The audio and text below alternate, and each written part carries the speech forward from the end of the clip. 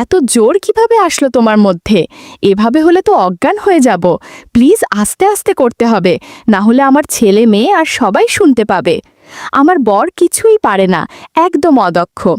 আজ থেকে সময় পেলে আমার কাছে চলে আসলে অনেক আনন্দ করব।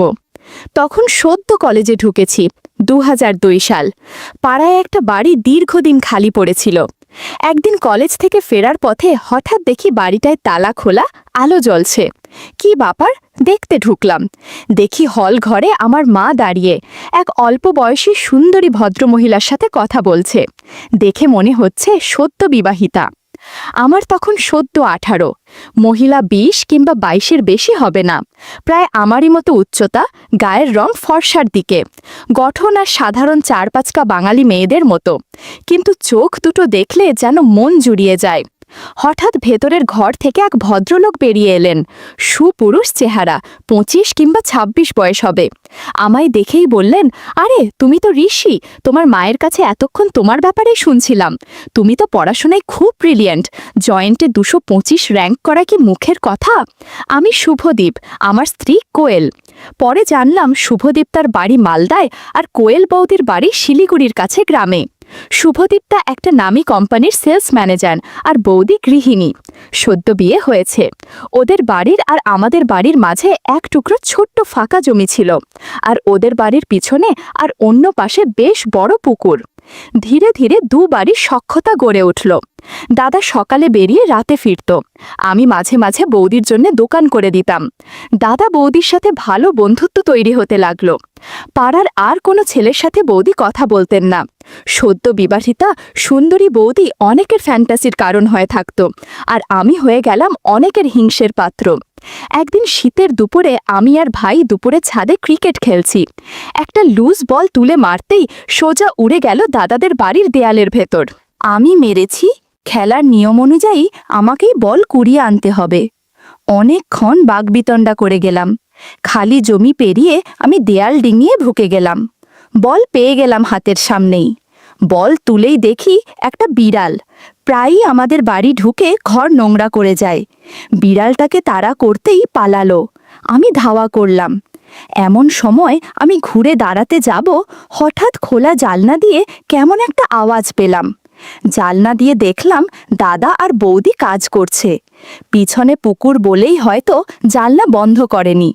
দুজনে কাজ করতে একদম ব্যস্ত।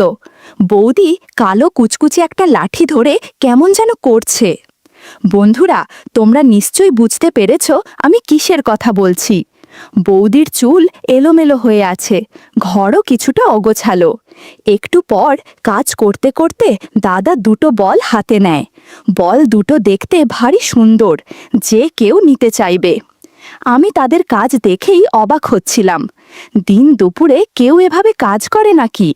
এই কাজই ছিল আমার প্রথম সামনাসামনি দেখা। বেশিক্ষণ কাজ করল না। সামান্য কিছু করেই দাদা একদম ক্লান্ত হয়ে গেছে। এদিকে বৌদির চেঁচামেচিও থেমে গেল। বুঝলাম দাদা কাজ শেষ করে ফেললেও বৌদি এখনও কাজ করতে চাইছে। বৌদির মুখে বঞ্চনার ছাপ। দাদাকে বলল, আজও পারলে না? তোমাকে দিয়ে কিছুই হয় না। এরপর বৌদি রেগে অন্য ঘরে চলে গেল। বুঝতে পারলাম বেশি ছোট আর দুর্বল লাঠি দিয়ে কাজ করতে পারে না দাদা। দাদা অপরাধীর মতো মুখ করে বসে গেল। আমি তাদের দেখে পালিয়ে এলাম চুপিসারে। এরপর থেকে বৌদিকে নিয়ে ভাবতে লাগলাম কিভাবে তাকে কাজে সাহায্য করা যায়। বৌদি আমাকে প্রায় স্নেহ করত, হাসি ঠাট্টা করত, কারণ আমি তখন একটু স্বাস্থ্যবান ছিলাম। চাকরি করার পর জিম করে চেহারা ভালো করেছি। সেদিন ভর দুপুরের ঘটনা দেখার পর থেকে বৌদি সামনে আসলে আমার মধ্যে অদ্ভুত অনুভূতি হতো। কলেজে গার্লফ্রেন্ড হয়েছে, কিন্তু নিতান্তই প্লেটনিক। হাত ধরাটাই বড় ব্যাপার ছিল। দুজনেরই অপরিণত বুদ্ধি। আর নামি কলেজে পড়তাম বলে ক্লাস ফাঁকি দিয়ে ঘোরার দস্তুর ছিল না। বাইরে চেনা কেউ দেখে ফেললে বাড়িতে বকুনির ভয়ও ছিল। এর মধ্যে দোল এলো। আমি বেশি রং খেলি না। দোলের দিন সকালে বেল বাজল। দেখি কোয়েল বৌদির গলা। কাকিমা, আবির খেলবেন না? মা বলল, আগে রান্না শেষ করি, পুজো দিই, তারপরে তো। তবে রিশু যদি খেলে ওকে সঙ্গে নিতে পারো। আমি ঘরে বসেছিলাম। হঠাৎ সামনে একটা রং মাখানো হাত, আর পর মুহূর্তে ওটা আমার মুখে অতর্কিতে আক্রমণ। আমিও কিছু বোঝার আগে দেখি বৌদি পালাচ্ছে। আমি ধাওয়া করলাম, কাকিমা বাঁচান, দেখুন রিশু কেমন তাড়া করেছে। মা হাসছে। বৌদিকে সিঁড়ির নিচে ধরে ফেললাম। রাস্তা আটকে এইবার কোথায় যাবে? বৌদি বলে, ছেড়ে দাও প্লিজ, ঘরে কাজ আছে, কাজ শেষ করে খেলবো। খুন করা ঝিলিক চোখে। আমার রং ওপরে রয়ে গেছে। দেখি বৌদির কোমরে রঙের প্যাকেট। এক ছোঁ মেরে রং নিয়ে মাথায় উপুর করে গালে দিলাম। বৌদি তাল সামলাতে গিয়ে একটু পড়ে গেল, সাথে একটু ওগোছালো হয়ে গেল। আমি তো পুরো অবাক হয়ে গেলাম। বৌদির কাছে দুটো রঙিন পানি ভরা বেলুন। বেলুন দুটো বেশ বড় দেখাচ্ছিল। বন্ধুরা, তোমরা নিশ্চয়ই বুঝতে পেরেছ কিসের কথা বলছি। একটু পর বৌদি নিজেকে সামলে নিল। আমিও দরজা খুলে দিলাম। এর মধ্যে মা এসেছে। বৌদি বলে, যা দুষ্টু ছেলে, বেশি বার বেড়েছে। সেদিন খুব হোলি খেললাম, বৌদিকেও রং দিয়েলাম। সেদিন রাতে শুয়ে শুয়ে সারা দিনের কথা ভাবতে ভাবতে ঘুমিয়ে গেলাম। দিন যেতে থাকে আর আমি বৌদিকে দূর থেকে দেখতে থাকি, কিন্তু কোনো কিছু বলার বা করার মতো সাহস হয়নি। দেখতে দেখতে অনেক বছর কেটে যায়। এখন আবার বয়স 26 হয়েছে। সুঠাম চেহারার যুবক। ইঞ্জিনিয়ারিং শেষ করে সেই থেকে বাড়ির বাইরে চাকরি করি। পুজো পার্বণে কলকাতা আসি, কিন্তু কোয়েল বৌদিরা তখন থাকে না। ইতিমধ্যে আমার বিয়ে হয়েছিল, ভেঙেও গেছে। সাউথে চাকরি করি। বৌদির সাথে দেখা হয়নি অনেক বছর হয়েছে। এর মধ্যে বৌদির 2 মেয়ে হয়েছে। ছুটিতে এলে মা বলে, বৌদি তোর কথা জিজ্ঞেস করে, তুই তো একটা ফোনও করতে পারিস। এর মধ্যে আমি একটা বিশেষ কাজে কলকাতা গিয়েছিলাম এই বছর, দোলের সময়। দোলের আগের দিন বাড়ি পৌঁছে দেখি বৌদি মায়ের সাথে বসে আছে। সেই একই রকম আছে, শুধু চেহারায় একটু ভারী ভাব এসেছে। বৌদি আমায় দেখেই হাসি দিয়ে বলল, ও মা, রিশু যে, পুরো বদলে গেছো। ওই সুমি, ওই দোয়েল, আয় রে দেখে যা তোদের রিশু খাতুকে। তোর দাদা যা খুশি হবে না, কত দিন পরে এসেছিস। পরের দিন আমরা খুব করে দোল খেললাম, 2 বাড়ি মিলে। বিকেলে বাবা বলল, একটা সারপ্রাইজ আছে তোর জন্যে। আমরা তোকে না বলে চাঁদিপুর বেড়ানোর 7 দিনের প্রোগ্রাম করেছি। তোর দেবল জেঠু ওখানে একটা বাগান বাড়ি কিনেছে। দারুণ জায়গা, একদম নিরিবিলি, ভালো খাওয়া দাওয়া। তুই তো 15 দিন থাকবি। আমি তো খুব আনন্দ পেলাম। এত দিন পর বৌদির সাথে দেখা। দুজনেরই বয়স বেড়েছে, কিন্তু খুনসুটি একই আছে। আমাদের দুজনের সম্পর্ক খুব ভালো ছিল। বৌদি আমার থেকে মাত্র 1.5 বছরের বড় বলে আমরা ভালো কানেক্ট করতে পারতাম। কিন্তু আমি কোনো দিন বৌদিকে আমার সেই দিনের অভিজ্ঞতা টের পেতে দিইনি। মেলামেশাটা অনেক নিষ্পাপ ছিল। বৌদি আমার সাথে দেদার আড্ডা দিত। অনেক দিন পর বৌদির সাথে আবার আড্ডা দিতে পারবো, সেটাই অনেক মজা। বৌদির প্রতি একটা আকর্ষণ ছিল না, একটা ভালো লাগা আর একটা অদ্ভুত টান ছিল আমার। সেই বৌদি আজ দক্ষ গৃহিণী, 2 বাচ্চার মা, কিন্তু কথা বলতে গিয়ে দেখলাম সেই 10 বছর আগে দেখা সেই আগের মানুষটাই। পরের দিন আমাদের বেড়ানোর কথা, কিন্তু দাদার হঠাৎ অফিস থেকে কল এলো, বলে ছুটি ক্যান্সেল, 15 দিনের জন্য সিঙ্গাপুর যেতে হবে। আমরা বললাম বেড়ানো ক্যান্সেল করে দিই। দাদা বলল, রিশু তো আছে, তোমরা ঘুরে এসো, আমায় না গেলেই নয়। দাদার কথা শুনে বৌদি রাগে ফুলে উঠছে। সে মানুষটা জীবনে কোনো আনন্দ দিতে পারল না। একটা লোক জুটেছে আমার কপালে। বৌদি আমাকে দেখে সামলে নিল। আমি বললাম, আহা বৌদি, কাজ থাকলে কি করবে বলো? আমিও তো সেবার আমার বোনের বিয়েতে আসতে পারলাম না। বৌদি বলল, তুমি জানো না, তোমার দাদার পাড়ায় মাসির বাড়ি থেকে কলেজে পড়তাম। আমার শ্বশুর আমার মেশোকে বলে বাবাকে ধরে জোর করে বিয়ে দিয়ে দিল এই লোকটার সাথে। তারপর থেকে খেতেই চলেছি, কিন্তু সামান্য আনন্দ পাই না। একা একা রাতে ঘুমায়। আমি বললাম, ছাড়ো না বৌদি বেরসিক ঢোলটাকে, আমরা খুব মজা করব। আমি তো আছি, খুব আড্ডা দেব। আচ্ছা, এই কদিন আমি তোমার দেওর কম বয়ফ্রেন্ড বেশি থাকব। দেবর মানে জানো, 1.5 গুণ বর, মানে বরের 1.5 গুণ আনন্দ। বৌদি এবার হেসে বলল, তাই নাকি? পরের দিন ভোরে হাওড়া থেকে ট্রেন। আমরা খুব ভোরে বেরিয়ে গেলাম। একটা ইনোভা ভাড়া করে গেলাম স্টেশন অবধি। সামনের সিটে ভাই, মাঝে মা বাবা, সুমি আর দোয়েল, পিছনে আমি আর বৌদি। দুটোর একটাকেও পিছনে আনা গেল না। কেউ এক মুহূর্তের জন্য আমার মা বাবাকে ছাড়বে না। বৌদি একটা মুচকি হাসি দিল, ফিস ফিস করে বলল, আমি এখন 7 দিন তোমার গার্লফ্রেন্ড, মনে আছে তো? আমি বললাম, সে কি আর ভুলতে পারি?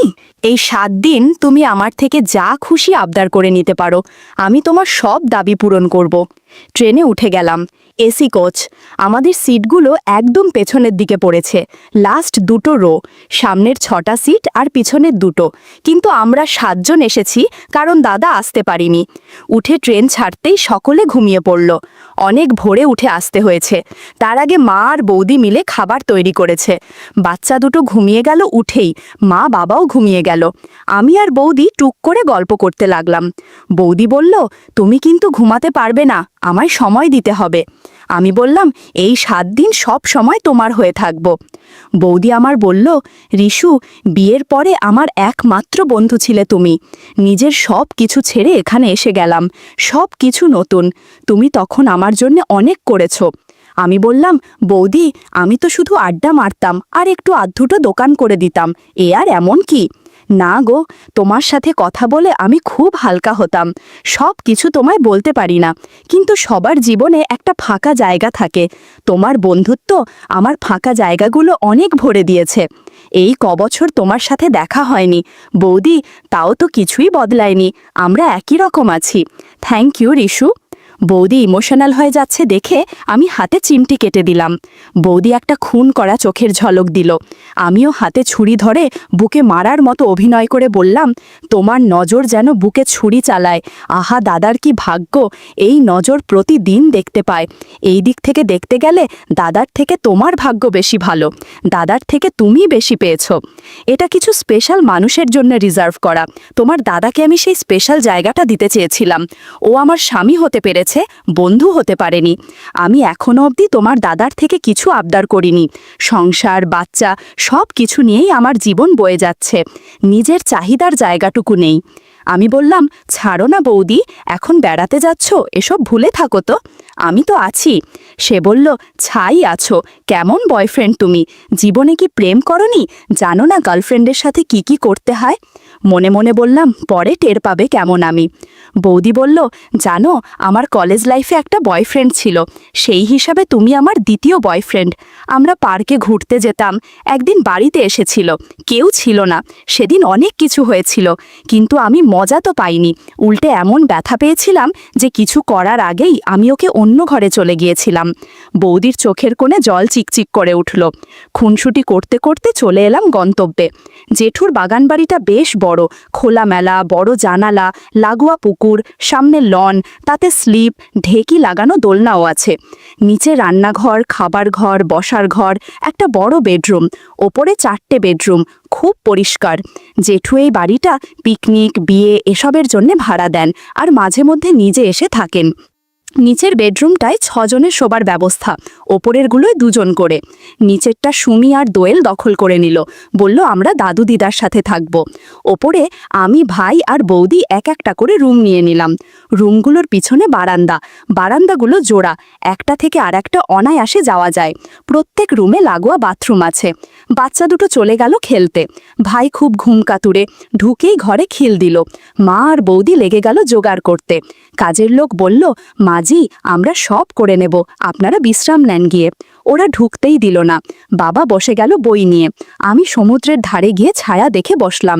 বাগান, বাগানের পরে বীচ, তারপরে সমুদ্র। দুপুরে আমি আমার ঘরে ঢুকে গেলাম। ঘরে ঢুকেই দরজা দিতেই বারান্দার দরজায় টোকা। বুঝতে অসুবিধা হলো না, বৌদি এসেছে। তড়ঘড়ি দরজা খুলে ঘরে ঢুকিয়ে নিলাম। জানলা বন্ধ করে এসি চালিয়ে নিলাম। বৌদি জানলার কাছে দাঁড়িয়ে সমুদ্র দেখতে লাগলো। আমার আর বৌদির ঘর পাশাপাশি, বাইরে হলরুম আর হলের উল্টো দিকে 2টো বেডরুম। ওর একটাতে ভাই আছে। আমি বৌদির কাছে এসে পিছনে দাঁড়ালাম। বললাম, কিছু কাজ জমে আছে, সেগুলো করতে হবে। ধীরে ধীরে আমরা কাজ করতে শুরু করলাম। বৌদিকে বললাম, চিন্তা করো না, আমি দাদার মতো এত তাড়াতাড়ি ক্লান্ত হই না। আমার কথায় বৌদি খুব খুশি হলো। কাজের সময় অনেক শব্দ হচ্ছিল, তবুও খুব আস্তে আস্তে করছি যাতে বাইরে কেউ টের না পায়। আমরা কাজ চালিয়ে যেতে থাকলাম। 2 ঘন্টা কাজ করার পর অনেকটাই এগিয়ে এসেছে। অনেক ক্লান্ত লাগছিল, তাই বিশ্রাম নিয়ে নিলাম। রিশু এই প্রথম কারো সাথে কাজ করে ভালো কাজছে। সময় পেলেই এভাবে আমাকে সাহায্য করবে।